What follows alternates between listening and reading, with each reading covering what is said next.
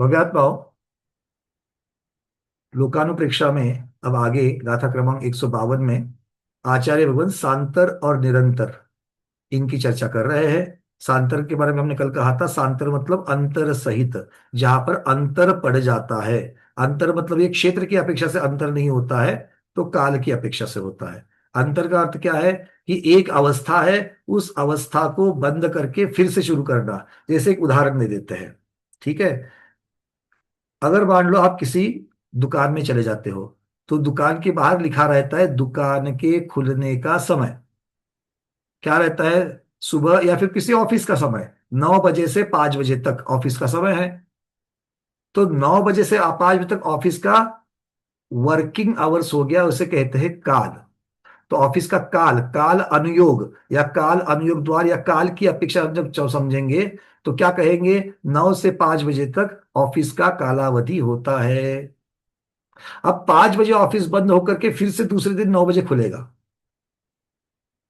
तो इसको कहते हैं अंतरकाल। अंतर का अर्थ क्या हो गया है? ऑफिस के खुलने का अंतरकाल। अंतर मतलब बीच में गैप आ जाएगी जिसमें ऑफिस खुला नहीं रहेगा, वो गैप, वो अंतर क्या है? तो शाम को 5 बजे से लेकर के सुबह 9 बजे तक, ये क्या कहलाएगा? अंतर। दूसरे दिन 9 से 5 बजे तक काल, और 5 बजे शाम को लेकर के तीसरे दिन सुबह 9 बजे तक अंतर। समझ में आ गई बात? तो जिस अवस्था को छोड़ा है और उस अवस्था को ही फिर से प्राप्त करना, ये अंतर कहलाता है। ठीक है, चलिए। जैसे हम लोग मनुष्य में हैं, अब मनुष्य गति से निकल करके आगे देवगति में जाएंगे, तो मनुष्य गति छूटी कि नहीं? छूटी। फिर से मनुष्य गति कब पाओगे? तो वो मनुष्य गति के अंतर का काल होगा। मनुष्य गति को छोड़ा, अन्य गति में गए, और अन्य गति से फिर से मनुष्य गति में आए। अब कोई एक गति में भटक करके आएगा, कोई 4-5 गति भटक करके आएगा, कोई असंख्यात गति भटक करके आएगा। बात समझ में आ गई? हमारे स्वाध्यायी यहां से निकले, मनुष्य को छोड़ा, देवों में गए, और देव से निकल करके फिर से मनुष्य में आए। तो कितना भटक गए थे, कितना अंतर हो गया? एक भव का अंतर हो गया। एक भव का, वो भव में जितनी आयु रहेगी उतनी आयु का अंतर बढ़ गया। किंतु कोई मिथ्या दृष्टि है, वो यहां से निकल करके देव में गया, उसने भी कुछ तप आदि किया था, अच्छे उसके परिणाम थे, तो देवगति में गया, मिथ्या दृष्टि है। वहां जाकर के भी मिथ्यात्व में ही रहा, और आयु पूर्ण होने के पश्चात हाय हाय करके मर गया और एकेंद्रिय में चला गया। अब बोलो, वो देवगति का एक भव, उसके बाद गया कहां पर? स्थावरों में गया। अब स्थावरों में कब तक भटकेगा और कितने भव भटकेगा, कहाँ कहाँ भटकेगा, और फिर से आकर के कब मनुष्य बनेगा? समझ में आ गई बात? तो इसीलिए जगन्य अंतर, मध्यम अंतर और उत्कृष्ट अंतर, ये सब कहते हैं। तो जगन्य अंतर मनुष्य गति का कितना है? मनुष्य गति का जगन्य अंतर कितना है? अंतर मुहूर्त। कितना है? अंतर मुहूर्त। अर्थात यहां से हम लोगों ने मनुष्य गति छोड़ी, अंतर मुहूर्त के लिए दूसरी पर्याय में गए। कौन सी पर्याय में गए? दो जगह जा सकते हैं अंतर मुहूर्त के लिए। देवों में तो अंतर मुहूर्त के लिए नहीं जाते, कम से कम 10,000 वर्ष के लिए जाना पड़ेगा। नारकियों में जाएंगे तो भी कम से कम 10,000 वर्ष के लिए जाना पड़ेगा, मतलब देव नारकी तो हट गए। अब बचा मनुष्य और तिर्यंच। मनुष्य से मनुष्य में गए तो विरह बनेगा, अंतर बनेगा क्या? नहीं बनेगा, क्योंकि मनुष्य गति को छोड़ना है। इसीलिए मनुष्य से तिर्यंच में जाएंगे। कितने समय के लिए? अंतर मुहूर्त की आयु लेकर के, और अंतर मुहूर्त में फिर से मनुष्य की आयु बांध करके तिर्यंच से मनुष्य बन जाएंगे। तो कम से कम अंतर कितना हुआ? अंतर मुहूर्त हुआ। ठीक है, इस प्रकार से जगन्य अंतर निकलता है। और उत्कृष्ट अंतर मनुष्य गति से मनुष्य गति में कैसे निकलेगा? दीपा दीदी, कैसे निकलेगा? भोग भूमि की अपेक्षा। भोग भूमि की अपेक्षा कैसे? तीन तीन तुल्य हमें ज्यादा। मनुष्य से मनुष्य, तो हमें अब यहाँ पर क्या कोई एक गति का या एक भव का कोई यहाँ पर होगा नहीं। हमें ज्यादा उत्कृष्ट निकाला मतलब ज्यादा से ज्यादा भटकना है। क्योंकि यहां से अगर तिर्यंज बन करके भोग भूमि गए, फिर भोग भूमि से देव गए, और देव बन करके फिर एकेंद्रिय पर्याय में गए, और फिर भटकते भटकते भटकते भटकते कि जितना भटके, जितना उत्कृष्ट अंतर तक ये लिखा हुआ है, कितना उत्कृष्ट अंतर आता है। अंतर प्ररूपना में ये सारी चीज आपको मिल जाएगी। ठीक है, सरवार सिद्धि की प्रथम अध्याय की पीडीएफ जो है, प्रथम अध्याय की पीडीएफ में ये सब कुछ वहां पर सारे अनुयोग द्वारों को बहुत सुंदर तरीके से खोला है, सारे चार्ट बनाए गए हैं। और ये पूज्य गणी ज्ञानवती माता जी के द्वारा जो सिद्धांत चिंतामणि टीका षटखंडागम की लिखी है, उसके आधार पर ये सारे चार्ट बने हुए हैं। कभी तो जाकर के उसको वापस पढ़ लेना, बड़ा सुंदर वर्णन है।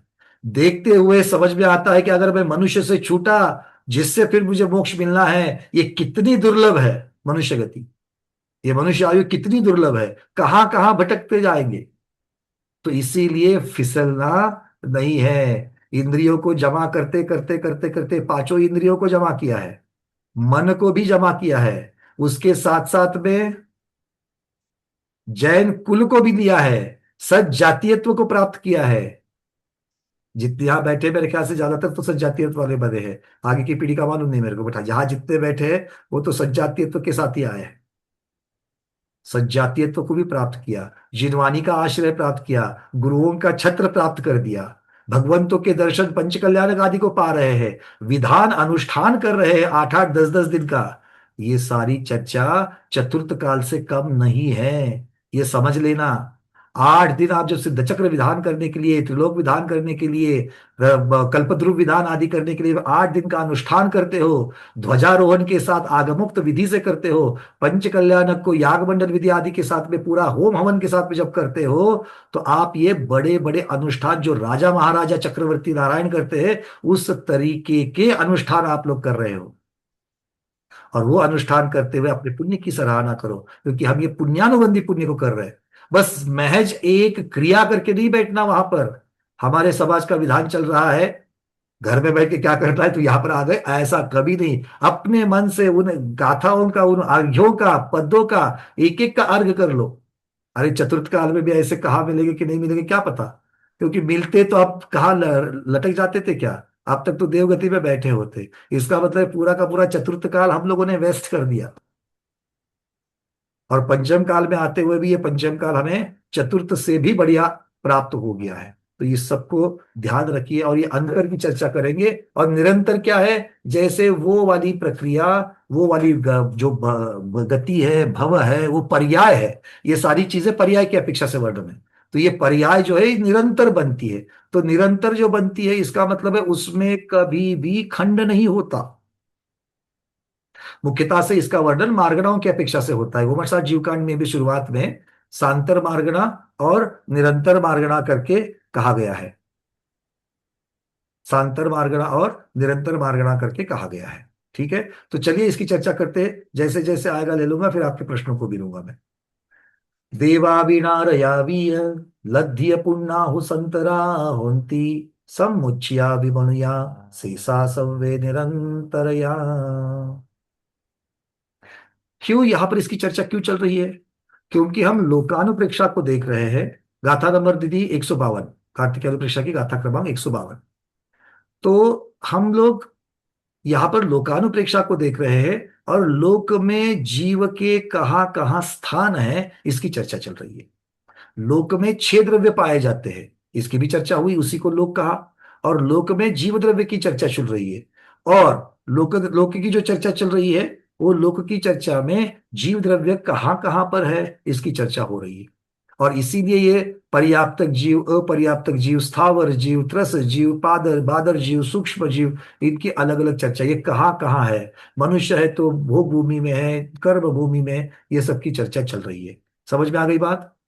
तो अब इसी के अंतर्गत आचार्य भगवान हमको कह रहे हैं कि इनमें से जीव, कौन से जीव सांतर है, और कौन मतलब जीव की कौन सी पर्याय सांतर है और कौन सी पर्याय निरंतर है। अगर हम मार्गणा कहेंगे तो भी मार्गणा भी किसके आधार से हो जाती है? मार्गणा, मार्गणा में किसे खोजते हैं? मार्गणा में किसे ढूंढते हैं? मार्गणा में जीव को ही ढूंढते हैं, जीव को ही खोजते हैं। ठीक है, मतलब सांतर निरंतर जीव की पर्याय कहो या मार्गणा कहो। समझ में आ गई बात? चलिए, अब कहते हैं देवा वी नारया, देव और नारक, वीय और कौन, लद्धिय पुन्ना, अर्थात लब्ध पर्याप्तक जीव। अब लब्ध पर्याप्तक कौन? सारे लब्ध पर्याप्तक जो जो हो सकते हैं। कौन कौन लब्ध पर्याप्तक होते हैं? चार गति में देव नारकी तो नहीं होते, बचे कौन? तिर्यंच और मनुष्य। उसमें भी भोग भूमि कर्म भूमि दोनों के विभाग है। मनुष्य तिर्यंचों में भोग भूमि में नहीं होंगे, होंगे तो कर्म भूमि में। तो इसका मतलब लब्ध पर्याप्त कहते ही आंखों के सामने पूरा आना चाहिए कि इस खाने में है, इस खाने में नहीं है। अब चलते आगे। वो कह रहे कि और कौन है? समुच्चया विमनुया और सम्मूर्छन मनुष्य।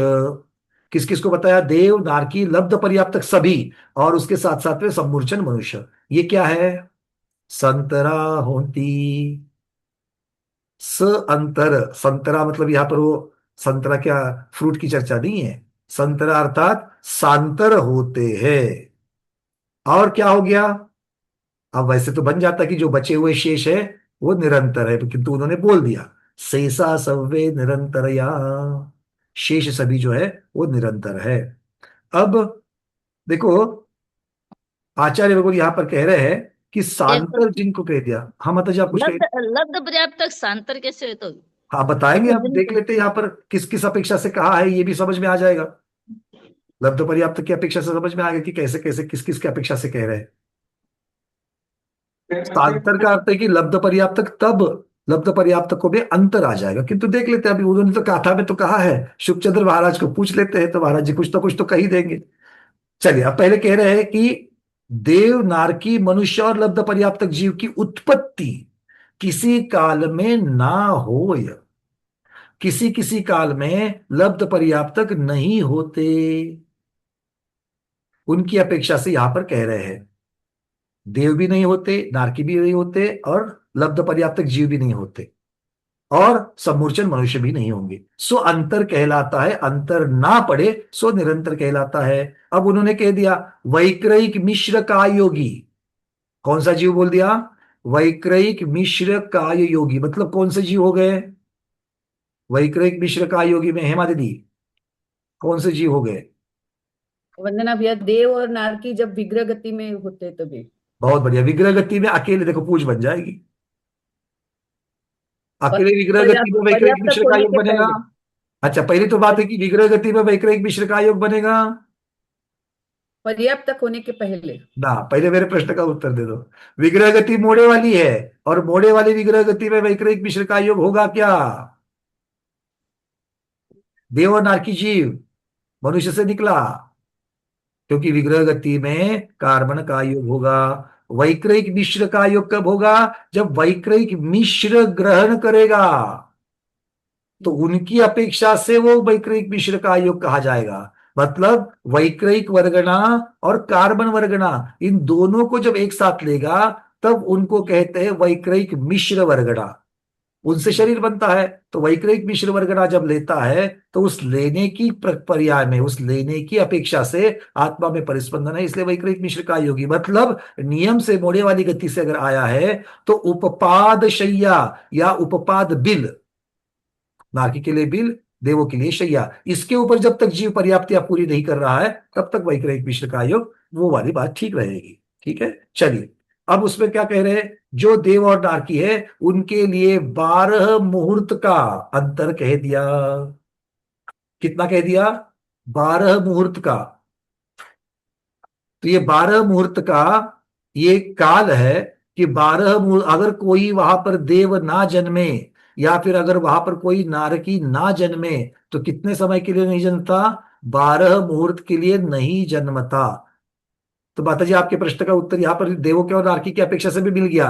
अगर ऐसा नहीं कि देव नारकी नहीं होते, देव और नारकी तो तीनों कालों में तो पाए जाएंगे ही जाएंगे, नहीं तो गति पूर्ण गति मार्गना में गति खत्म हो जाएगी एक। नहीं, उसकी अपेक्षा से वर्णन नहीं है ये। तो ये वर्णन है उत्पत्ति की अपेक्षा।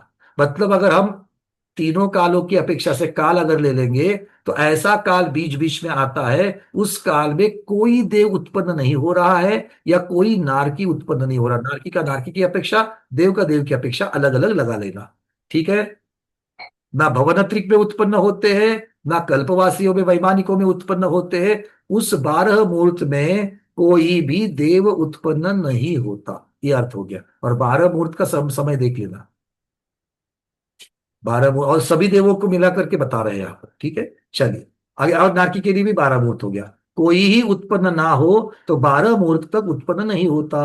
और सम्मूर्छन मनुष्य, अगर सम्मूर्छन मनुष्य उत्पन्न ना होवे, और सम्मूर्छन मनुष्य अगर वो कोई उत्पन्न ना होवे, तो पल्य के असंख्यातवे भाग प्रमाण काल तक नहीं होता। सम्मूर्छन मनुष्य अगर उत्पन्न ना होवे तो कितने काल के लिए नहीं होता है? देखो कितना है, पल्य के असंख्यात विभाग प्रमाण मतलब असंख्यात वर्ष तक लब्ध पर्याप्त जीव मनुष्य सम्मूर्छन उत्पन्न नहीं होते।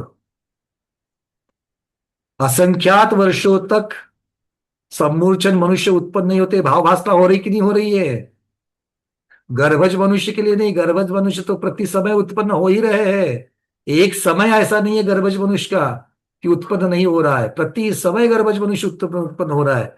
बट सम्मूर्छन मनुष्य अगर बीच में गैप पड़ जावे तो ज्यादा से ज्यादा पल्ले के असंख्यात विभाग प्रमाण तक होता है। ठीक है, चलिए शुभचंद्र महाराज इसके बारे में क्या कहते हैं देख लेते हैं।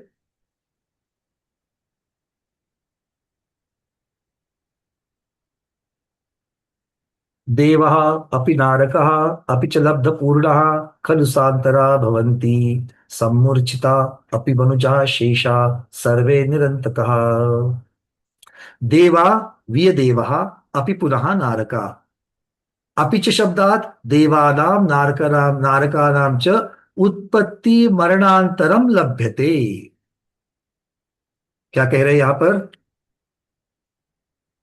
अगर हम कह देते हैं कि देव और नारकी लब्ध पर्याप्तक सम्मूर्छ मनुष्य, ये तो आपने बता दिया सांतर है, किंतु अर्थ क्या किया? देव और नारकियों के जन्म और मरण का अंतरकाल पाया जाता है। जन्म की अपेक्षा से भी अंतर पड़ता है और मरण की अपेक्षा से भी अंतर पड़ता है। कोई देव ना मरे तो सब कुछ समय तक कोई देव नहीं मरते हैं। कोई समय तक नारकी ना मरे तो नारकी एक भी उस समय में नारकी नहीं मरता है। ठीक है, चलिए अब कहते हैं आगे, इसका कारण क्या बता रहे हैं। चतुर्निकाय देवानां सप्त नरके नारकानां च गोमट सारादो अंतर प्रतिपादनात्। गोमट सार जैसे ग्रंथों में इनका अंतर प्रतिपादन किया गया है। चतुर्निकाय देवानाम अर्थात चारों निकाय के देवों का और सातों नरक के नारकों का गोमट सार आदि ग्रंथों में अंतर बता दिया है। हुस्फुटम, वो इसी प्रकार से हम लोग कह रहे हैं लब्ध पर्याप्त अर्थात सम्मूर्छन मनुष्य। अब लब्ध पर्याप्त को यहां पर किसकी अपेक्षा से कहा है? सम्मूर्छन मनुष्य की अपेक्षा से कहा है। लब्ध पर्याप्त सम्मूर्छन मनुष्य पल्यासंक भाग मात्रानंतरम उत्कृष्टेन, मतलब ज्यादा से ज्यादा लब्ध पर्याप्त कहो या सम्मूर्छन मनुष्य कहो, सम्मूर्छन मनुष्य की अपेक्षा से लब्ध पर्याप्त कहा है। इस बात को यहां पर शुभचंद्र महाराज खोल रहे हैं। तो माता जी ने जो लब्ध पर्याप्त को अलग से कहा है वो यहाँ पर सम्मुचन मनुष्य की अपेक्षा से ले लेना। तो सम्मुचन मनुष्य का जो है वो पल्या संख्य भाग मात्रा अनंतर अंतरम उत्कृष्टेन शेषः एकेन्द्रियादया सर्वे निरंतर अंतर रहिता। इनको छोड़ करके बाकी एकेन्द्रिया आदि जितने भी जीव है वो निरंतर है, अर्थात अंतर रहित, अंतर रहित होते हैं। अब इसको सिद्ध करने के लिए गोमट सार की तीन गाथा आचार्य भगवत ये दे रहे हैं। तथा गोमट सारे गाथा त्रयेन प्रोक्तम च उवसमसुहुमाहारे वेगुव्वीयमिस्स नर पज्जत्ते सासन सम्मे मिस्से सांतरगामग्गना अट्ठ सप्तदिना चम्मासा वासपुदत्तं च भारस मुहूर्ता पल्ला संखम तिन्हम वरम वरम एक समोदु। अब ये गाथा है गोमटसार जीवकांड में कहां पर आई होगी? कौन बताएगा? तर्क से बता दो, याद तो चलो छोड़ो, मैं गाथा के नंबर नहीं पूछ रहा, पर इतना तो पता होना चाहिए कि कहां पर ये विषय हुआ था। किसी को याद आ रहा है? रजनी दीदी, रजनी दीदी वहां से बटन भी दबा देना कभी कभी, अगर आप दिखे नहीं तो हमको फिर दोष दे देना। बोलो। वंदना भैया जी। हम्म। शांतर माता। सांतर मार्गणा, किंतु कौन सा विषय, कौन से प्ररूपना का विषय था ये? अंतर रूपना। नहीं नहीं, इतना दूर तो नहीं जाना। और कौन? रोहिणी गांधी दीदी।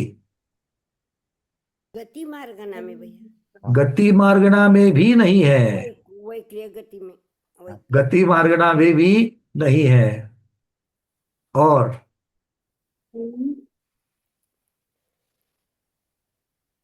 सुनीता दीदी। वंदना भैया जी, ये सम्यक्त्व मार्गणा में। नहीं, सम्यक्त मार्गना में भी नहीं है। मांगी दीदी। अंतर्भावाधिकरण में भैया। नहीं, कनक माला दीदी। अरे होने के लिए 20 प्रवृत्त है, उसमें से 4-5 नाम तो हो ही गया, बचे हुए बता दो। नहीं कनक मालूम माला है। दीदी नहीं। तो स्वाति कदर दीदी। अंतर्भाव अधिकार। स्वाति कदर दीदी। मार्गना महाधिकार। बहुत सुंदर। मार्गणा महाअधिकार में जहां पर मार्गणाओं के वर्णन आगे गति मार्गणा आदि शुरू होते, उसके पहले मार्गणा महाअधिकार में इसके बारे में बताया गया है। बड़ा सुंदर उत्तर। सांतर मार्गणा कौन सी है, निरंतर मार्गणा कौन सी है? गाथा क्रमांक 143। अब ये जो हम लोगों ने तभी कुछ चार्ट बनाए थे, वो चार्ट भी आप लोगों को दिखा रहा हूं ताकि आपकी रिवीजन हो जाए और नए लोगों को इसका लाभ होवे। चलिए, क्योंकि यहाँ पर गुणस्थान की अपेक्षा से भी वर्णन है, मार्गणाओं की अपेक्षा से भी वर्णन है। यहाँ पर गुणस्थान की अपेक्षा से भी वर्णन है और मार्गणाओं की अपेक्षा से भी वर्णन है। दोनों को देख लेते हैं ताकि हमारे ज्ञान में वृद्धि हो जावे। चलिए, क्यों वेगुवियम इससे जब कहेंगे, सुम आहारे कहेंगे, वसम कहेंगे, तो ये अलग अलग मार्गणाओं के नाम आ जाएंगे। अभी हमारी चर्चा कार्तिक अनुप्रेक्षा में कार्तिक स्वामी ने जो कही है, वहां पर सिर्फ 3 लोगों के नाम बताए उन्होंने, देव, नारकी और समूर्चन मनुष्य लब्ध पर्याप्त की अपेक्षा। इसको छोड़ करके बाकियों की चर्चा क्यों नहीं की यहाँ पर? इसका भी उत्तर आपको देना है। ठीक है, पहले गोमर्षा जीवकांड में क्या कहा है देख लेते हैं, और फिर कार्तिक स्वामी जी ने और शिवचंद्र महाराज ने उतना ही क्यों कहा ये भी देख लेते हैं। ठीक है, चलिए, सब लोग अपने अपने माइक्स बंद करो, सब लोग अपने अपने हैंडल्स निकाल दो। यहां से मैं शेयर कर रहा हूं। जिनके पास पीडीएफ है अपनी अपनी पीडीएफ खोल करके देख लेना। मार्गणा महाधिकार पीडीएफ पृष्ठ क्रमांक 5।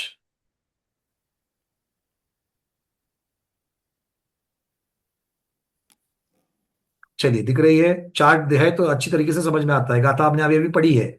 उवसम सुहुमा आहारे, मतलब उवसम उपशम सम्यक्त्व, सुहुम अर्थात सूक्ष्म, सूक्ष्म का है सूक्ष्म सांप्राय संयम, उसको सुहु में कहा। आहारे अर्थात आहारक काय योग, क्योंकि वर्णन यहां पर मार्गणा की अपेक्षा से चलेगा।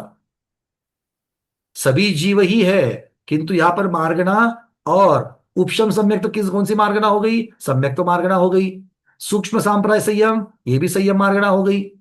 आहारक का योग, योग मार्गणा हुई। आगे क्या कह रहे हैं? आहारे में आहार का योग और आहारक मिश्र का योग, ये दोनों भी योग मार्गणा हो गई। उसके बाद वेगु व्यमिस्स वैक्रिक मिश्र का योग मार्गणा हो गई। फिर क्या है? नर अपज्जते, नर मतलब मनुष्य, कौन से? अपर्याप्तक लब्ध पर्याप्तक मनुष्य, गति मार्गणा हो गई। शासन सम्य मिस्से, शासन सम्य मतलब सासाधन सम्यक्त्व अर्थात सम्यक्त्व मार्गणा हो गई। और मिस्से मतलब मिश्र सम्यक्त्व, ये भी सम्यक्त्व मार्गणा हो गई। सांतरगा मग्गना 8, तो ये 8 मार्गणाएं जो है, ये 8 मार्गणाएं सांतर कहलाती है। अर्थात इन मार्गणाओं में हमेशा जीव पाए जाए ऐसा नहीं होगा। इसका मतलब ये हो गया कि कभी ना कभी तो ऐसा समय आता है जहां पर उपशम सम्यक्त्व वाला एक भी जीव, उपशम सम्यक्त्व वाला एक भी जीव इस त्रस नाड़ी में पाया नहीं जाता। अढ़ाई द्वीप में पाया नहीं जाता ऐसा कहेंगे, या त्रस नाड़ी में पाया नहीं जाता ऐसा कहेंगे? कौन सा सही है?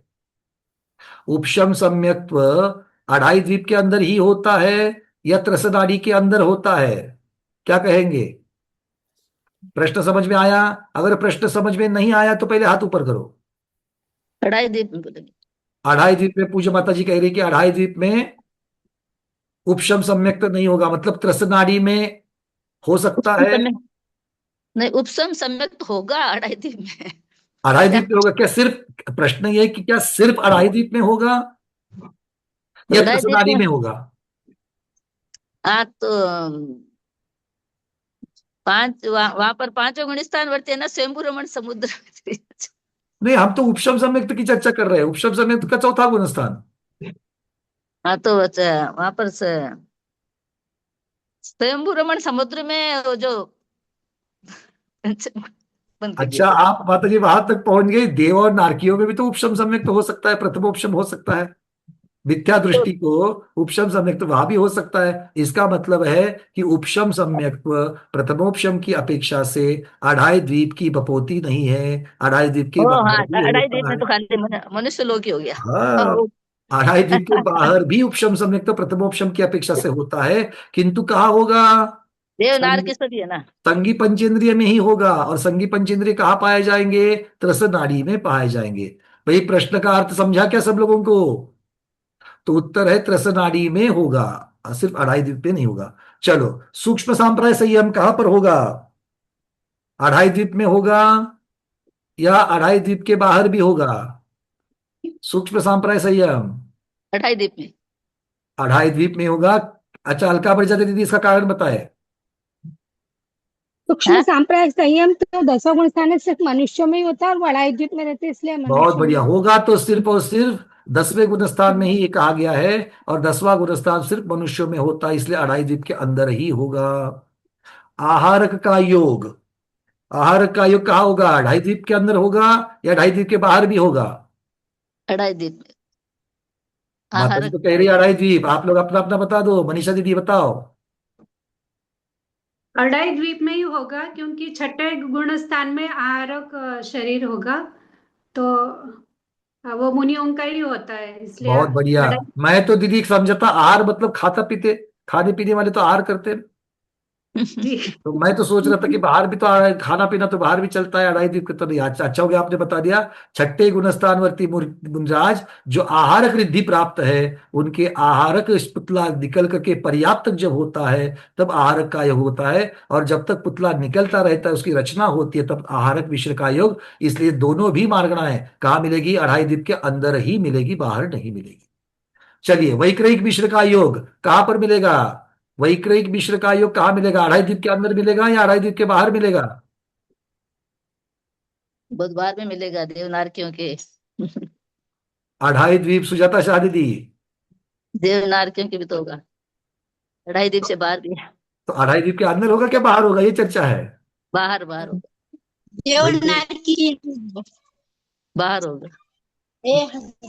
देवनार की के यहाँ वो तो वैक्रयिक मिश्र का योग कहाँ होता है? देवनारकियों में होता है। और कब होता है देवनारकियों में?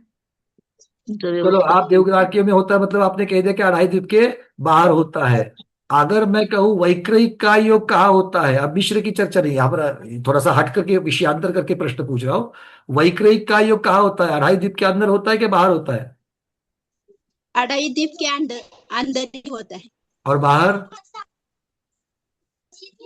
देवनारकी का वैक्रयिक का योग होता है कि नहीं होता है?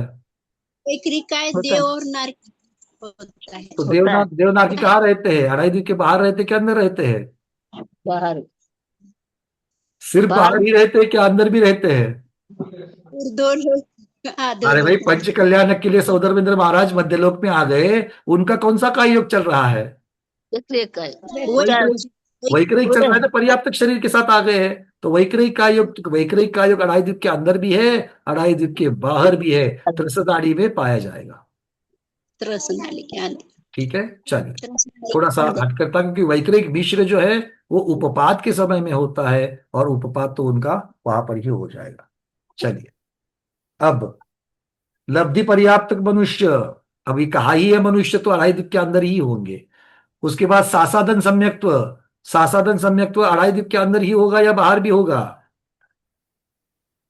उत्तर अब तक किसने नहीं दिया? सुवर्ण श्रावक दीदी।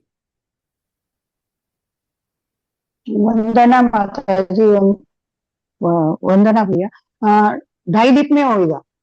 ढाई द्वीप के बाहर सासादन सासादन होता है क्या? नहीं होगा।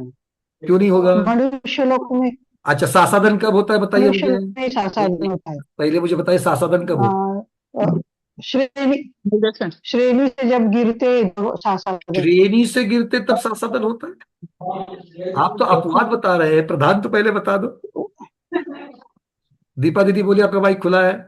जब जब जब जीव चौथा गुणस्थान प्राप्त करता है सम्यक्त्व का, और उससे जब गिरता है तब वो मिथ्यात्व में जाने के पहले सासादन में ठहरता है। दीपा दीदी, चौथे गुणस्थान में मैं भी बैठा हूं अभी, और मैं गिर जाता हूं यहां से कुर्सी से, तो मैं सासादन में जाऊंगा क्या? नहीं, अनंतानुबंधी कसं आहे का उदय? आनंदानुबंधी का आ गया, समझ लो मेरे यहाँ भी अनंतानुबंधी का उदय आ गया। 11वें हे कौन बताएगा? हेमा 11वें जी। गुणस्थान में जब अरे 11वें गुणस्थान की बात छोड़ा, अभी तो चौथे गुणस्थान की चर्चा चल रही है। चौथे गुणस्थान में दीदी ने क्या कहा? दीपा दीदी का उत्तर क्या है? चौथे गुणस्थान का जीव जब गिरता है वो मिथ्यात्व में जाने से पहले सासादन में पहुंचता है, ऐसा दीदी ने बताया। ये उत्तर एक्यूरेट सही है क्या? मुझे चाहिए। डॉक्टर महीना दीदी, क्या हो गया? अरे दीपा दीदी तो आपकी अच्छी दोस्त है, आप लोग ना बोल रहे हो, उनके आगे बोल रहे हो अनंतानुबंधी कसं आहे क्यों? महीना दीदी क्या हो गया? बोलो जल्दी से, आदमी प्रथम डूब चुका उपशम है। सम्यक्त्व से जब नीचे गिरता है तब उसके हाँ बाद दीपा सासाराम दीदी, अनंतानुबंधी में आपने प्रथमोपशम की चर्चा नहीं करी। शायब शबिक भी चौथा गुणस्थान वर्ती होता है, क्षायिक सम्यक दृष्टि भी चौथा गुणस्थान वर्ती होता है। तो क्षायिक तो नहीं गिरेगा, तो क्षायब शबिक वाला गिरेगा कि नहीं गिरेगा? तो क्षायब शबिक वाला चौथे से सीधे पहले में जाएगा, दूसरे में नहीं जाएगा। इसलिए इसको गुणस्थान की अपेक्षा नहीं बताना है, प्रथमोपशम सम्यक तो शब्द लगाना है। और सुवर्ण श्रावक दीदी, जब भी सासादन की चर्चा करो पहले प्रथमोपशम की अपेक्षा से करो, और फिर कहना यति वृषभाचार्य महाराज की अपेक्षा से द्वितीयोपशम से भी गिर करके जीव सासादन में जा सकता है, तो फिर ये संयुक्तिक हो जाएगा। ठीक है, डायरेक्ट श्रेणी से मत गिराओ भाई, पहले से प्रथमोपशम से गिरने वाले तो कितने जा रहे हैं।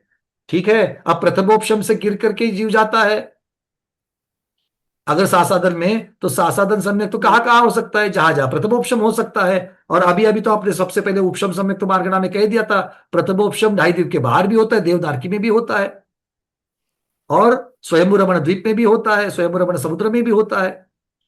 अर्थ क्या हो गया? जहां जहां प्रथमोपशम है वहां वहां पर क्या हो सकता है प्रथमोपशम से जीव गिरेगा तो ही सासादन में जाएगा, द्वितीयोपशम से गिरेगा तो ही सासादन में जाएगा।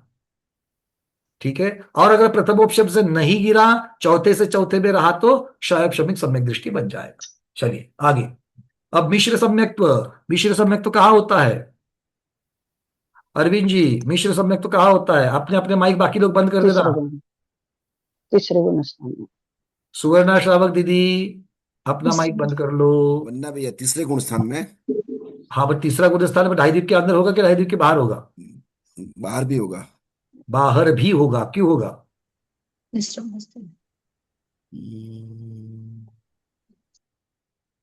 तीसरे गुण स्थान में कैसे जा सकते हैं?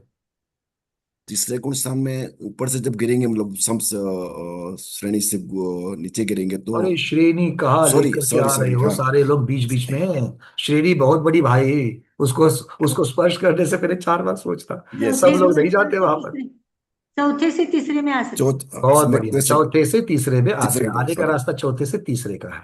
ठीक है, तो इस प्रकार से चौथे से तीसरे में आ सकते हैं। सम्यक मिथ्यात्व का उदय आवे तो चौथे से तीसरे में भी आ सकते हैं। खैर, तो इस प्रकार इसका मतलब क्या है? जहां जहां पर चौथा गुण स्थान है, क्षायब शबिक की अपेक्षा से वो तीसरे में आ सकता है, या फिर प्रथमोपशम के पश्चात, प्रथमोपशम के बाद में अगर मिथ्यात्व प्रकृति का उदय है तो मिथ्यात्व में जाएगा। अगर अनंतानुबंधी का उदय है, विधा मिथ्यात्व के अनंतानुबंधी का उदय है, तो सासादन में जाएगा। दूसरे में सम्यक मिथ्यात्व का उदय है तो चौथे से तीसरे में जाएगा, और सम्यक तो प्रकृति का उदय है तो प्रथमोपशम से क्षायब शबिक सम्यक दृष्टि बन जाएगा। ठीक है, चलो ये बेसिक सब लोगों को याद रहना चाहिए। तो ये 8 मार्गणाएं समझ में आ गई सबको? सांतर मार्गणाएं, इनको छोड़ करके सब कुछ निरंतर है। अब आचार्य महाराज ने, शुभचंद्र महाराज ने यहां पर कितने लोगों की चर्चा की? कितने लोगों की चर्चा की? उन्होंने जीव की अपेक्षा से वर्णन किया, ये भी जीव की ही अपेक्षा से वर्णन, किंतु ये मार्गणाओं की अपेक्षा से वर्णन है, वहां पर जीव अभेद रूप से वर्णन है। तो देव नारकी कहते ही उन्होंने देवों का चर्चा किया और नारकियों का चर्चा किया। और देव नारकी को किसकी अपेक्षा से उन्होंने कह दिया? मुख्यता से देवनारकी को वेगुव्य मिश्र अर्थात वैक्रयिक मिश्र अवस्था की अपेक्षा से, जन्म मरण की अपेक्षा से उन्होंने अंतर बता दिया। तो यहां पर वैक्रयिक मिश्र का योग में वो आ गए कि नहीं आ गए? आ गए। उनके पास प्रथमोपशम की अपेक्षा से भी जब हम वैक्रयिक जीवों के यहां पर सिर्फ उन्होंने सिर्फ जन्म मरण की अपेक्षा से वर्णन कर लिया। मतलब कार्तिकेयानुप्रेक्षा ग्रंथ में जो गाथा सांतर निरंतर की आई है वो उत्पत्ति की अपेक्षा, जन्म मरण की अपेक्षा से आई है। और गोमट सार जीवकांड में जो मार्गणा आई, जो गाथा आई है वो मार्गणाओं की अपेक्षा से आई है। समझ में आ गया? फर्क समझ में आ गया सबको? क्यों? देव और नारकी उत्पत्ति की अपेक्षा से जब वर्णन करेंगे तो वैक्रयिक मिश्र का योग की अपेक्षा से वर्णन करेंगे। उसके बाद अगर पर्याप्तक अवस्था में अगर हम चर्चा करें देवनारकी की, तो उपशम सम्यक तो प्रथमोपशम की अपेक्षा, सासाधन सम्यक और मिश्र सम्यक्त्व, ये तीनों भी उनके साथ आएंगे कि नहीं आएंगे? ये तीनों भी उनके साथ में आएंगे। अच्छा, उसके बाद में अब कौन सा रह गया? जीव की अपेक्षा से वर्णन जब करेंगे तब देवनारकी तो हो गए, अब मनुष्य और तिर्यंज बचे। मनुष्य और तिर्यंज बचे। अब मनुष्य की अपेक्षा जब वर्णन करेंगे तो मनुष्य की अपेक्षा से, यहां पर मनुष्य की अपेक्षा से अगर हम करेंगे तो लब वहां पर भी उत्पत्ति की चर्चा है। कार्तिकेय अनुप्रेक्षा में उत्पत्ति की चर्चा है, तो उत्पत्ति गर्भज की और उत्पत्ति सम्मूर्छन की। तो सम्मूर्छन की उत्पत्ति में अंतर पाया जाता है, मतलब यहां पर वो लब्धि पर्याप्त मनुष्य की अपेक्षा से वर्णन आ जाएगा। ठीक है। बाकी की जो मार्गणा यहां पर थी, सूक्ष्म सांप्राय, आहारक का योग और आहारक मिश्र का योग, ये जो तीन मार्गणा यहां पर बच गई, वो तीन मार्गणा वहां पर नहीं आएगी। क्यों नहीं आएगी? क्योंकि उत्पत्ति की चर्चा है और ये तीनों मार्गणाएं उत्पत्ति की अपेक्षा से नहीं लगती है। सूक्ष्म सांप्राय में किसी की उत्पत्ति हो रही है क्या? जीव की उत्पत्ति हो रही है क्या? नहीं हो रही है। छठे गुणस्थान में जीव की उत्पत्ति हो रही है क्या?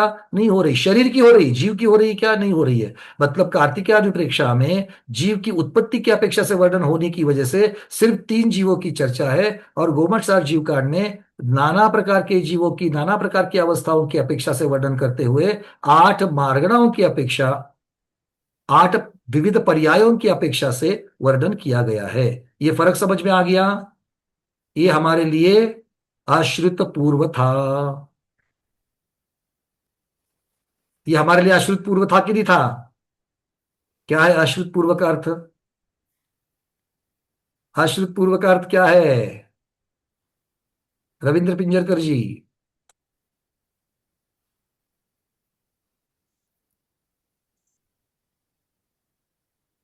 एक मिनट, अनम्यूट करिए। हाँ, श्रुत का ज्ञान नहीं था। शुद्ध का ज्ञान नहीं था, आप और हमको तो शुद्ध का नहीं, ये ज्ञान पता था। नहीं था। हाँ, ये इसके बारे में आ हाँ, गया। मतलब ये नई जानकारी हमको हो गई, या तो फिर पहले कुछ जो विस्मृत हो गया था, वो विस्मृत को भी जब हम लोग नए सिरे से फिर से पढ़ते हैं तब भी वो अशुद्ध पूर्व कहा जाता है। दोनों की अपेक्षा कहते हैं। सबको समझ में आ गई बातें? अश्रुत पूर्व, स्मिता दीदी, भगवती आराधना में अश्रुत पूर्व की चर्चा हुई है। अश्रुतपूर्वचा अर्थ कळेना. हाँ, अश्रुतपूर्वचा अर्थ कळेना भैया, म्हणजे त्यांनी काय सांगितलं नीट ऐकायला नाही आलं. अच्छा अच्छा, रविंद्र जी ने कहा दिया कि जो लोग पहली बार उस श्रुत को प्राप्त कर रहे हैं उसको, तो आपने उसके साथ थोड़ा सा और जोड़ दिया कि जो पहले का विस्मृत हो गया था वो भी जब हमको नए सिरे से प्राप्त होता है तब भी वो अश्रुत पूर्व ही कहा जाता है। दोनों को उसमें ले लिया। तो गोमट सार जीवकान वाले जो भूल गए थे, मेरे जैसे जो भूल गए थे, उनको भी पता मिल गया, और जो हमारे नए बैठे हुए हैं तो नए लोगों को भी ये प्राप्त हो गया, इसलिए इसको अशुद्ध पूर्व कह दिया। कार्तिकेय अनुप्रेक्षा में 1 में 2 का स्वाध्याय भगवती आराधना का भी हो रहा है। चलिए आगे बढ़े। अब आगे 3 गाथा की चर्चा आचार्य महाराज कर रहे हैं, ये 1 गाथा हो गई। अब सांतर मार्गना में जघन्य और उत्कृष्ट विरह काल बता रहे हैं, अंतर कह रहे हैं। कितना है? 7 दिन 6 मासा, वास पुधत्तम च बारस मुहूर्ता, पल्ला संखम तिन्नम वरम वरम एक समयोधु। ये गाथा शुभचंद्र महाराज ने ली थी, तो हम लोगों ने भी ले ली 144 नंबर की गाथा। और शुभचंद्र महाराज ने तीसरी गाथा कौन सी ली थी? देखो, पल्ला संखम तिन्नम, वही हो गया था। और शासन सम में मिससे ये पहली वाली गाथा हो गई। कितनी गाथा आ गई? वह सब सुहारे शासन सम में वाली गाथा, 7 दिन छम्मासा ये वाली हो गई, पल्ला संख वाली हो गई। और तीसरी तीसरी गाथा यहां पर कहा दी है, आगे आएगी। हाँ, यहाँ पर दी है। परम वसमत हिदाये विरदा विरदिये 14 दिवसा, विरदिये पन्नरसा विरहित कालो दुबो धव्वो। अर्थात ये गाथा जो है, ये गाथा 145 नंबर की गाथा है। तो शुभचंद्र महाराज इसकी भी चर्चा करने वाले, तो पहले इन 3 गाथाओं को समझ लेते हैं। पहली गाथा को तो हमने समझा, और 2 गाथाओं को समझते हैं, ताकि हम शुभचंद्र महाराज जो कह रहे हैं उसको आसानी से ग्रहण कर सके।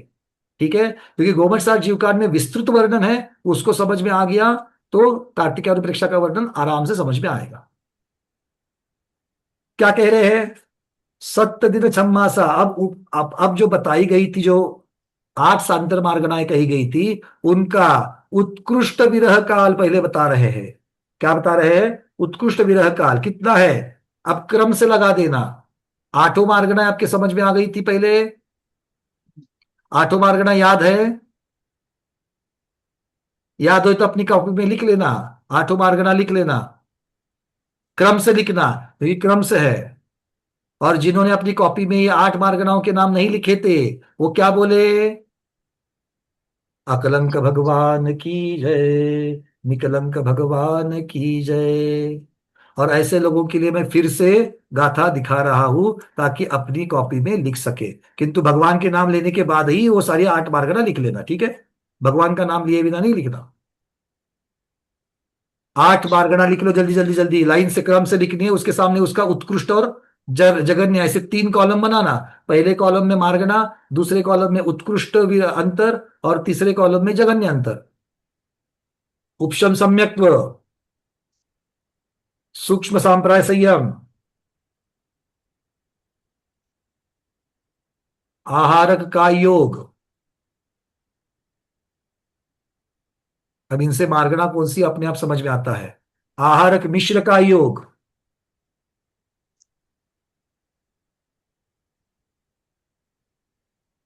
वैक्रयिक मिश्र का योग,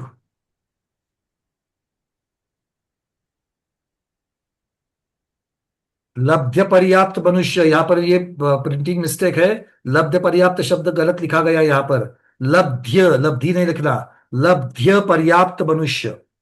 हम अपने यहां पर चेंज कर देंगे इसको पीडीएफ में, आप अपने इन में कर लेना, लब्ध्य पर्याप्त मनुष्य। क्योंकि जब तक लब्ध्य नहीं बनेगा तब तक अपर्याप्त के लोग कैसे करेंगे। लब्ध्य अपर्याप्त मनुष्य हो गया। सासाधन सम्यक्त्व और मिश्र सम्यक्त्व। गुणस्थान नहीं लिखना यहां पर, सासाधन सम्यक्त्व और मिश्र सम्यक्त्व ऐसे लिखना, क्योंकि मार्गना की अपेक्षा वर्णन है।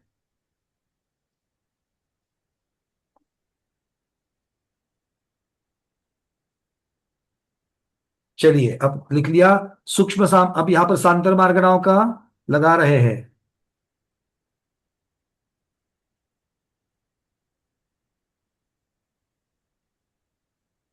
उपशम सम्यक्त्व के साथ पहले लगा देना। उपशम सम्यक्त्व का कितना है? 7 दिन। ये किसकी अपेक्षा से वर्णन है उपशम सम्यक्त्व का? तो अव्रती, चतुर्थ गुणस्थान वर्ती, अर्थात उपशम सम्यक्त्व चौथे गुणस्थान का जो है, उसका उत्कृष्ट विरह काल कह रहे हैं। जो गाथा में नहीं है वो टीकाकारों ने लिख दिया। पर कितना आ गया? 7 दिना, मतलब 7 दिन हो गए।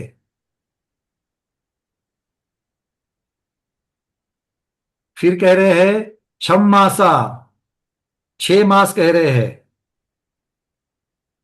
मैंने जो चार्ट दिया है वो किसी अपेक्षा से 2 चार्ट में विभाजित किया है, उसकी तरफ ध्यान नहीं देना है। आपने अपना जो चार्ट बनाया है उसी में लिखना है। वहां पर 3 कॉलम का चार्ट हमने बनाया, उसी में लिखना है। ये मेरा जब देखेंगे तो और कंफ्यूज हो जाओगे। इसको मैं बताऊंगा कि 2 क्यों किए हैं। ठीक है, पहले क्या लिखा उपशम सम्यक्त्व के सामने? अवृत्ति चतुर्थ गुणस्थान वर्ती की अपेक्षा 7 दिन का उत्कृष्ट। जगन्य को बाद में लिखेंगे। उसके बाद सूक्ष्म सांप्राय संयम दूसरा था, उपशम सुहुम आहारे। तो सुहुम सूक्ष्म सांप्राय संयम 6 महीना, छम मासा। फिर कह दिया आहारे, अर्थात आहारक का योग और आहारक मिश्र का योग, उसका कितना है? वास पुधत्तम। वास मतलब महीना, नहीं सॉरी, वास मतलब वर्ष। वास मतलब वर्ष, और पुधत्त मतलब पृथक्त्व। पृथक्त्व शब्द किससे आता है? 3 से ज्यादा और 9 से कम, ये जो संख्या की रेंज है उस रेंज के लिए है। मतलब 4 वर्ष से लेकर के 8 वर्ष तक, इस रेंज में कुछ भी हो सकता है, फिक्स संख्या नहीं है। तो आहारक का योग का उत्कृष्ट अंतर वर्ष पृथक, आहारक मिश्र का योग का भी वर्ष पृथक, वासपुदत्त, और उसके अंदर उसके वर्ष लिख देना, 4 से 8 वर्ष। अगला वैक्रयिक मिश्र का योग था, अगला वेगुवियमिस, वैक्रयिक मिश्र का योग कितना है? 12 मुहूर्ता, 12 मुहूर्त है। उसके बाद लब्धि अपर्याप्तक मनुष्य कितना है? पल्ला, संखम, तिन्नम। अब यहां से जो आगे के तीनों बताए गए थे वो कितने हैं? यहां से आगे जो तीनों बताए गए थे वो कितने हैं? पल्ला, संखम, पल्ले के असंख्यात में भाग प्रमाण, लिख लो। लब्ध पर्याप्तक मनुष्य, पल्ले के असंख्यात में भाग प्रमाण, सासादन सम्यक, सासादक सम्यक तो मार्गणा, पल्ले के असंख्यात में भाग प्रमाण, और मिश्र सम्यक तो पल्ले के असंख्यात में भाग प्रमाण। ठीक है, 8 मार्गणा का चर्चा 8 मार्गणा में पूरा हो गया। अब हमारे स्क्रीन के ऊपर आपको 2 एडिशनल दिख रहे हैं, वो क्या है? चूंकि उपशम सम्यक्त की चर्चा हुई, चूंकि उपशम सम्यक्त की चर्चा हुई तो उपशम सम्यक्तों में 2 भेद पड़ जाते हैं, प्रथमोपशम सम्यक्त और द्वितीयोपशम सम्यक्त। तो प्रश्न आ गया, आपने जो उपशम सम्यक्त कहा है वो किसकी अपेक्षा से 7 दिन बता दिया? तो आचार्य महाराज ने कह दिया अवृत्ति चतुर्थ गुण स्थान वर्ती की अपेक्षा से है। ये कैसे पता चल गया? आगे बताएंगे आचार्य भगवान, गाथा में ही बताएंगे। ठीक है, अपने मन की बात नहीं है ये। मन की बात कब? रविवार के दिन, आप नहीं। यहां पर आचार्यों के मन की बात, भगवान के मन की बात है ये। चलो, तो प्रथमोपशम की अपेक्षा कितना है? तो बोले प्रथमोपशम की अपेक्षा देश संयमियों में 14 दिन का, प्रथमोपशम सम्यक्तों में देश संयमी, क्योंकि प्रथमोपशम सम्यक्त के गुणस्थान कौन से है? 4 से 7। तो उसमें जो विरह काल देश संयमी का उत्कृष्ट है, देश संयमी का उत्कृष्ट है कितना? देश संयमी उपशम सम्यक दृष्टि, देश संयमी उपशम सम्यक दृष्टि, ऐसा 14 दिन का है। और प्रथमोपशम सम्यक सकल संयमी महाव्रती, सकल संयमी महाव्रती, उसका विरह काल कितना है? 15 दिन का है। अंतर अनुयोग द्वार नाना जीवों की अपेक्षा बताया जाता है। ठीक है, नाना जीवों की अपेक्षा से बता दिया। मतलब प्रथमोपशम सम्यक्त के साथ किसी को 6ठा 7वां गुणस्थान अगर होवे तो ऐसा भी समय आएगा कि लगातार 15 दिन तक कोई भी मुनिराज प्रथमोपशम सम्यक्त के साथ 6ठे 7वें गुणस्थान में नहीं दिखेंगे। ज्यादा से ज्यादा कितना? 15 दिन तक नहीं दिखेंगे, उसके अगले दिन पक्का दिखेंगे, कहीं ना कहीं तो दिखेंगे। ठीक है, कोई देश संयमी जीव, नरक तिर्यंच और मनुष्य वाला, कोई देश संयमी जीव प्रथमोपशम के साथ में अगर कहीं नहीं दिखाई दे रहे हैं, पूरे मध्यलोक में अगर नहीं दिखाई दे रहे हैं, तो कब तक नहीं दिखाई देंगे? ज्यादा से ज्यादा 14 दिन के लिए दिखाई देंगे, उसके बाद में तो जरूर दिखाई देंगे। ठीक है, तो इस प्रकार से समझ लेना। अब चलिए आगे अब आगे क्या रखा? वरम वरम एक समयो दू, वरम अवरम मतलब क्या है? ये अब तक उत्कृष्ट का चर्चा हो गई, अब जघन्य की चर्चा कितनी है? एक समयो दू। तो सभी मार्गणाओं का, ये जो 8 मार्गणा बताई गई थी, इन सभी का जघन्य अंतर एक समय है। तो तीसरे कॉलम में क्या लिखना है सबके लिए? एक समय, एक समय, एक समय, एक समय, इस प्रकार से लिखना है। 8 मार्गणाएं, जघन्य अंतर एक समय। मतलब छूटी मार्गणा एक समय के लिए कम से कम समय में सम्मूर्छन जीव नहीं पाएंगे। कितने समय के लिए? एक समय के लिए पाए नहीं जाएंगे, अगले समय में हो सकते हैं। और अगर ज्यादा से ज्यादा दिन अगर अभाव रहा सम्मूर्छन का, कितने समय के लिए? पल्ले के असंख्यात में भाग प्रमाण तक नहीं होगा। तो इस प्रकार से ये जघन्य और उत्कृष्ट का अंतर यहां पर हमें समझ में आ रहा है। क्लियर है? अब तीसरी गाथा, पड़मूव समय से हिदाए विरदा विरदिये 14 दिवसा विरदिये पन्नरसा विरहित कालो दुबोधवो। अब कह रहे हैं, ये जो हम लोगों ने जो दूसरा चार्ट बनाया था वो तीसरी गाथा के आधार पर कह दिया था। पड़ब उव सम सहिदाए, परम उमसम मतलब प्रथमोपशम की अपेक्षा। कौन? विरद विरदये मतलब वीरता वीरत अर्थात देश संयमी कितने हैं? 14 दिवसा, ये उनका उत्कृष्ट 14 दिन का है। और विरदिये अर्थात परम समय सईदाय जो है वो विरदिये के साथ भी लग जाएगा, प्रथमोपशम सम्यक्त के साथ। विरदिये अर्थात विरत सकल संयत जो है वो पन्न रसा, पन्न रसा मतलब 15 दिन। विरहित कालो दुबोधव्यो ऐसा अंतरकाल जानना। ठीक है, समझ में आ गई बात? क्लियर है? तो आपने जो 8 कॉलम बनाए थे उसके आगे ये 3 कॉलम भी बना सकते हो। उपशम सम्यक्त के आगे भी लिख सकते हो कि उपशम सम्यक्त के साथ अगर प्रथमोपशम सम्यक्त के साथ अगर देश संयमी है तो 14 दिन का, और प्रथमोपशम सम्यक्त के साथ सकल संयमी है तो 15 दिन का विरह काल देखा जाएगा।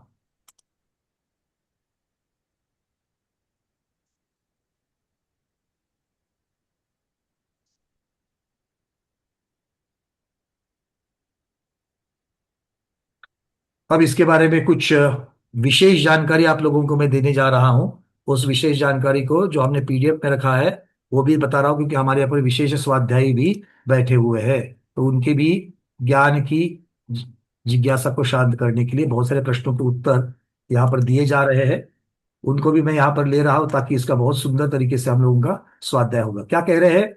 उपशम सम्यक्त को नाना जीवों की अपेक्षा उत्कृष्ट अंतर 7 दिन का माना गया। सब लोगों को समझ में आ गया? ये 7 दिन का माना गया। यदि कोई भी जीव उपशम सम्यक दृष्टि ना हो तो उसका उत्कृष्ट अंतर 7 दिवस मात्र है और जगन्य अंतर 1 समय है। रतनचंद मुक्तार पंडित जी ने ये वर्णन धवला की पुस्तक 7 पृष्ठ 492 सूत्र 58-59 के आधार से प्रथमोपशम की अपेक्षा माना है। 7 दिन भी जो है ये प्रथमोपशम की अपेक्षा से रतनचंद मुक्तार पंडित जी ने माना है।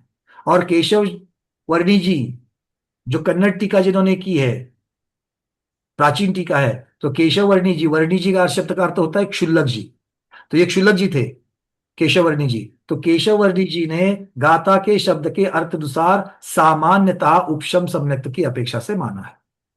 ठीक है, तो ये दोनों चीजों के संदर्भ आप लोगों को मैंने दे दिए। अब चलते हैं आहारक कायोगी की तरफ।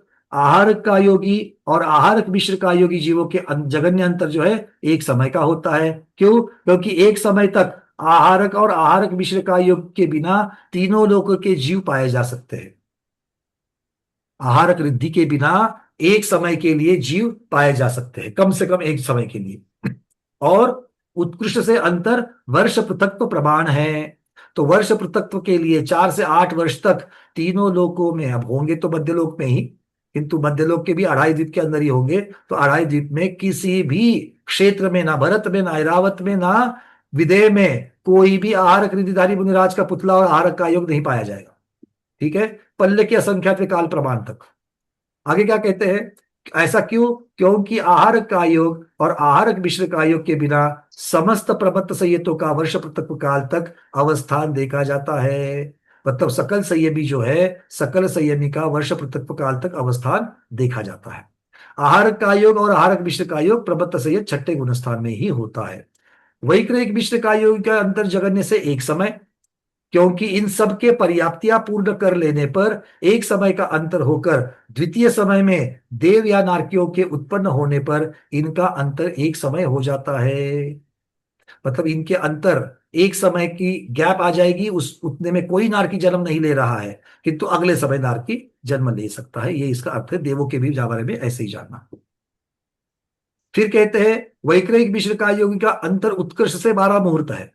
तो अर्थ क्या हो गया? देव और नारकी में उत्पन्न होने वाले जीव बहुत अधिक काल तक रहते हैं, तो 12 मुहूर्त तक ही गैप बन जाती है, 12 मुहूर्त तक ही अंतर बन जाता है। उतने में 12 मुहूर्त के पश्चात कोई न कोई तो जीव देव में उत्पन्न होगा ही होगा।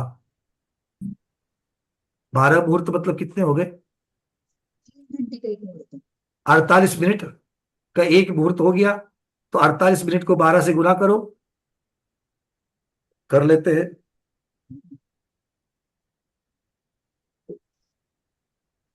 576 मिनट आ गए, उसको 60 से भाग देने पर 9 घंटे अधिक आ जाते हैं, 9 घंटे अधिक, अधिक 9 घंटे मतलब 9 से 10 घंटे पकड़ लो।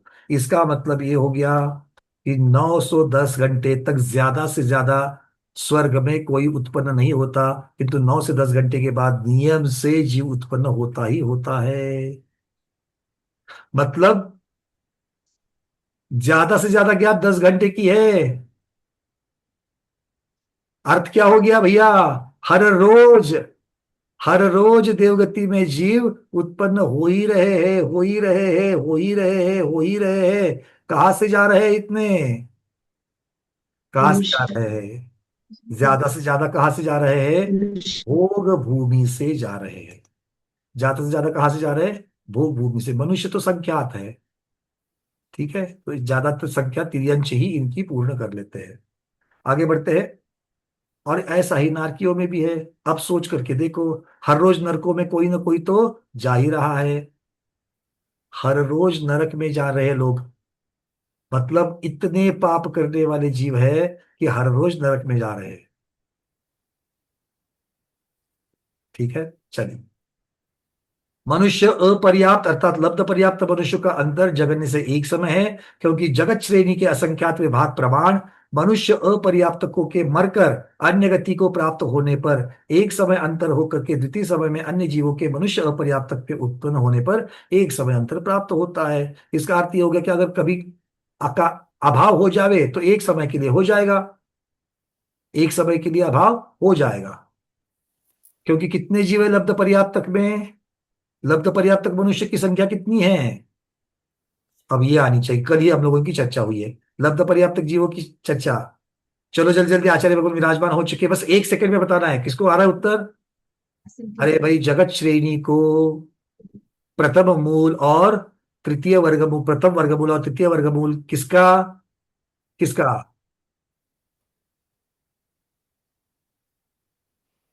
प्रथम वर्गमूल और तृतीय वर्गमूल किसका लेना है? मैना दीदी जल्दी से। सूच्यांगुल का लेना। सूच्यंगुल का लेना है, और उससे भाग देने पर जो भी उपलब्ध आएगा उसमें से एक को माइनस करना है। एक को कम करने से जो आएगा कितना आता है? जगत श्रेणी से थोड़ा सा कम आता है, इतना याद रखना है, जगत श्रेणी से थोड़ा सा कम आता है। ये कौन है? संपूर्ण मनुष्यों की संख्या, इसमें से 29 अंक प्रमाण वाले पर्याप्त की माइनस कर लो, बचे हुए असंख्यात सारे के सारे समूर्चन है। इसी साथ में आज के स्वाध्याय को गुरुओं के श्री चरण में बारंबार नमोस्तु वंदामि इच्छाकार करते हुए यहीं पर समापन करते हैं। जैनम जयतु शासनम, जैनम जयतु शासनम, जैनम जयतु शासनम।